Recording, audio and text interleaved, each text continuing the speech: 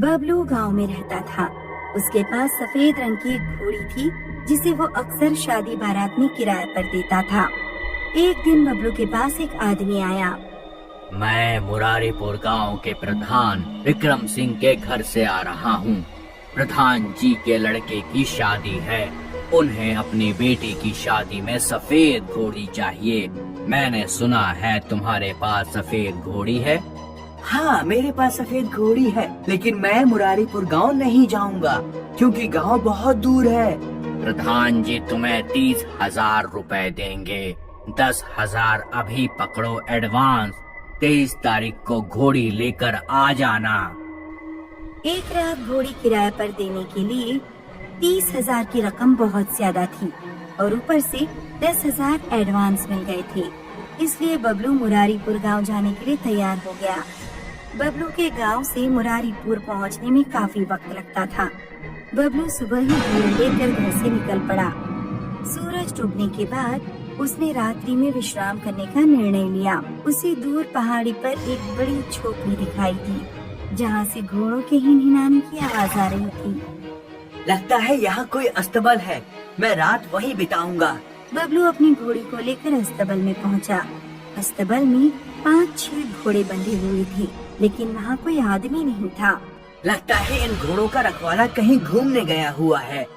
घोड़े एक कटोरी में कुछ खा रहे थे। बबलू अपनी घोड़ी को उस कटोरी के पास लेकर गया। उसने सोचा घोड़ी भूखी होगी, कुछ खा लेगी तो ठीक रहेगा। लेकिन बबलू जब कटोरी के पास पहुंचा तो उसके हाथ पैर फूल गए। टोकरी में इंसानों के कटे हुए सिर पड़े थे और घोड़े उन्हें खा रहे थे। ये कैसा अस्तबल है? यहाँ के घोड़े तो मांस खा रहे हैं। यहाँ ठहरना ठीक नहीं होगा। ये घोड़े मेरा सिर भी खा सकते हैं। बबलू अपनी घोड़ी लेकर अस्तबल से कुछ दूर चला गया। उसने घोड़ी को एक पेड़ से बांध दिया और खुद जमीन पर चादर बिछाकर सो गया। बबलू दिन भर का थका हुआ था, इसलिए उसे जल्द ही गहरी नींद आ गई। नींद में बबलू को महसूस हुआ कि जैसे उसके माथे पर कुछ टपक रहा है। जैसे ही बबलू ने आंखें खोली, उसकी सांस अटक गई। एक घोड़ा ठीक उसके सिर के ऊपर खड़ा था, जिसके लंबे पैने दांत थे और उसके मुंह से खून टपक रहा था। बबलू तुरंत उठकर वहाँ से भाग निकला, लेकिन घोड़ा बबलू के पीछे पड़ गया। अरे कोई बचाओ, कोई बचाओ, कोई मेरी मदद करो। बबलू को सामने कुआं दिखाई दिया। बबलू सीधे उसी कुएं में कूद पड़ा। मैं ये कहाँ फंस गया? काश मैं पहाड़ी पर आया ही नहीं होता। घोड़ी भी वहाँ छूट गई। खैर, जान बची तो लाखों पाए।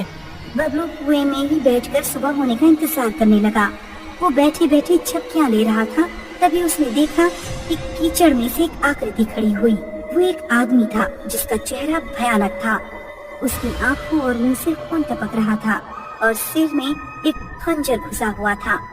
आदमी ने अपने सिर से खंजर निकाला और बबलू की तरफ बढ़ा। कोई बचाओ, भूत, भूत, कोई बचाओ। किसी ने ऊपर से रस्सी फेंकी। रस्सी पकड़कर ऊपर आ जाओ। बबलू जल्दी से रस्सी की सहायता से कुएं से बाहर निकल गया। बहुत बहुत शुक्रिया भाई साहब, आप नहीं आते तो मैं मारा ही जाता। यहाँ क्या हो रहा है? वो अस्तबल और वो कुएं में आदमी, क्या ये कोई भूतिया जगह है? लगता है तुम इस इलाके में नए हो। मैं एक किसान हूँ। यहाँ से कुछ दूर पर मेरा खेत है। बहुत साल पहले यहाँ विजय और महेंद्र नाम के 2 आदमी रहते थे। दोनों रेस के घोड़े पाला करते थे। एक साल विजय का घोड़ा रेस में बुरी तरह हार गया।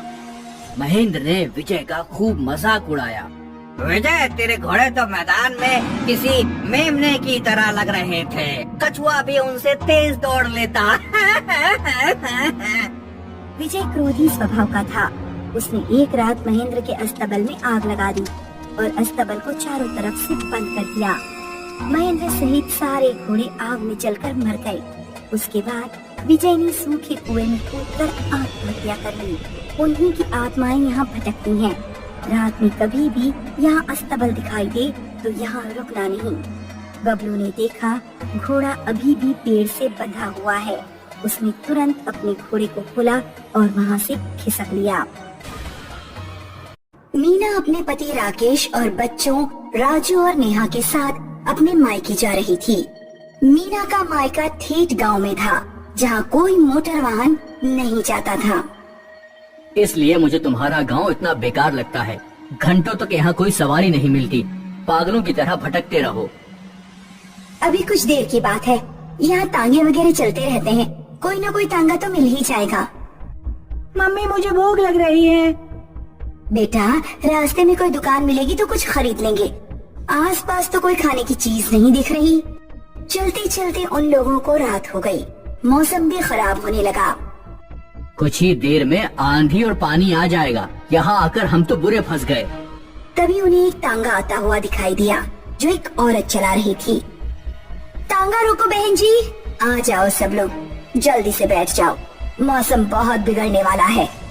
मीना का परिवार तुरंत तांगे में बैठ गया। कौन से गांव जाना है बहन? हमें शकूरपुर जाना है।